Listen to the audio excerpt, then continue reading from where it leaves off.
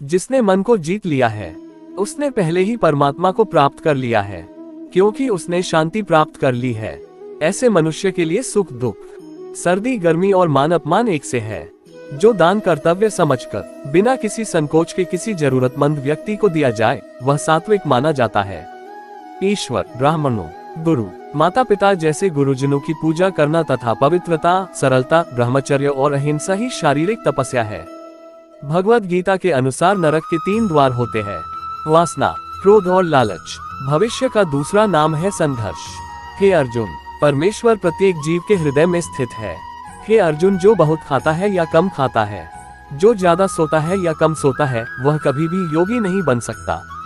जो मुझे सब जगह देखता है और सब कुछ मुझ में देखता है, उसके लिए न तो मैं कभी अदृश्य होता हूँ और न वह मेरे लिए अदृश्य होता है। मैं हर जीव के हृदय में परमात्मा स्वरूप स्थित हूँ। जैसे ही कोई किसी देवता की पूजा करने की इच्छा करता है, मैं उसकी श्रद्धा को स्थिर करता हूँ, जिससे वह उसी विशेष देवता की भक्ति कर सके। जो महापुरुष मन की सब इच्छाओं को त्याग देता है और अपने आप ही में प्रसन्न रहता है, उसको निश्चल बुद्धि कहते हैं। जो विद्वान होते हैं वो न तो जीवन के लिए और न ही मृत्यु के लिए शोक करते हैं। हे अर्जुन, जो जीवन के मूल्य को जानता हो, इससे उच्च लोक की नहीं अपितु अपयश प्राप्ति होती है। जीवन न तो भविष्य में है न अतीत में, जीवन तो इस क्षण में है। खुद को जीवन के योग्य बनाना ही सफलता और सुख का एकमात्र मार्ग है। हे अर्जुन, जो पुरुष सुख तथा दुख में विचलित नहीं होता और इन दोनों में संभाव रहता है, वह निश्चित रूप से मुक्ति के योग्य है।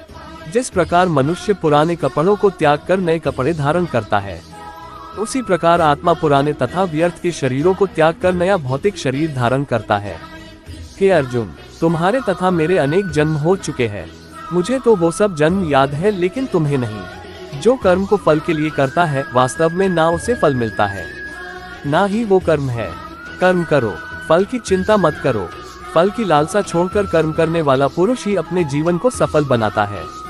जो मनुष्य कर्म में अकर्म और अकर्म में कर्म देखता है, वह सभी मनुष्यों में बुद्धिमान है और सब प्रकार के कर्मों में प्रवृत्त रहकर भी दिव्य स्थिति में रहता है।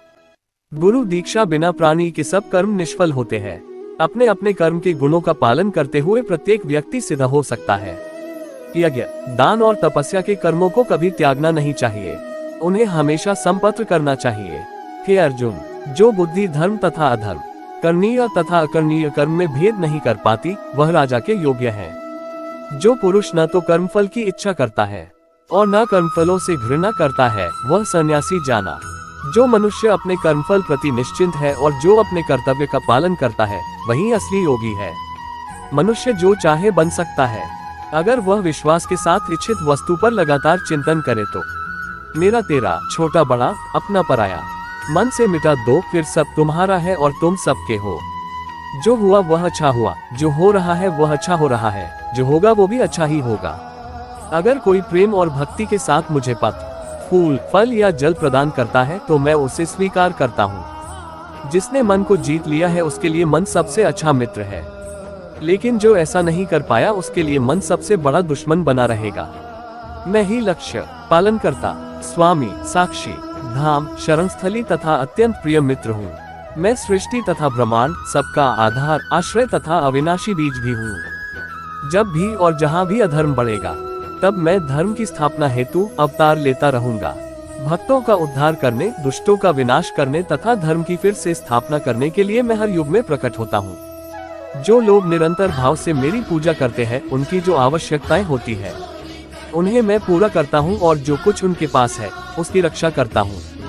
हे अर्जुन, मैं वह काम हूँ जो धर्म के विरुद्ध नहीं है।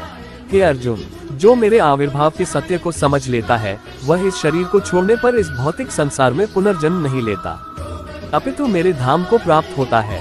हे पार्थ, जिस भाव से सारे लोग मेरी शरण ग्रहण करते हैं, उसी के अनुरूप मैं उन्हें फल देता हूँ। हे अर्जुन, धन और स्त्री सब नाश रूप है, मेरी भक्ति का नाश नहीं है। निर्बलता अवश्य ईश्वर देता है, किंतु मर्यादा मनुष्य का मन ही निर्मित करता है। डर धारण करने से भविष्य के दुख का निवारण नहीं होता है, डर केवल आने वाले दुख की कल्पना ही है। हे कुंती पुत्र, मैं जल का स्वाद हूँ, सूर्य तथा चंद्रमा का प्रकाश हूँ, वैदिक मंत्रों में ओंकार हूँ, आकाश में ध्वनि हूँ तथा मनुष्य में सामर्थ्य हूँ। अनेक जन्म के बाद जिसे सचमुच ज्ञान होता है वह मुझको समस्त कारणों का कारण जानकर मेरी शरण में आता है। ऐसा महात्मा अत्यंत दुर्लभ होता है। हे अर्जुन, श्री भगवान होने के नाते मैं जो कुछ भूतकाल में घटित हो चुका है, जो वर्तमान में घटित हो रहा है और जो आगे होने वाला है, वह सब कुछ जानता हूँ। मैं समस्त जीवों को भी जानता हूँ, किंतु मुझे कोई नहीं जानता। जो व्यक्ति निरंतर और अविचलित भाव से भगवान के रूप में मेरा स्मरण करता है वह मुझको अवश्य ही पा लेता है। जो लोग हृदय को नियंत्रित नहीं करते हैं उनके लिए वह शत्रु के समान काम करता है। जो सब प्राणियों के दुख सुख को अपने दुख सुख के समान समझता है और सबको संभाव से देखता है वही श्रेष्ठ योगी है। हे अर्जुन, क्रोध से भ्रम पैदा होता है, भ्रम से बुद्धि व्यग्र होती है। जब बुद्धि व्यग्र होती है तब तर्क नष्ट हो जाता है, जब तर्क नष्ट होता है तब व्यक्ति का पतन हो जाता है।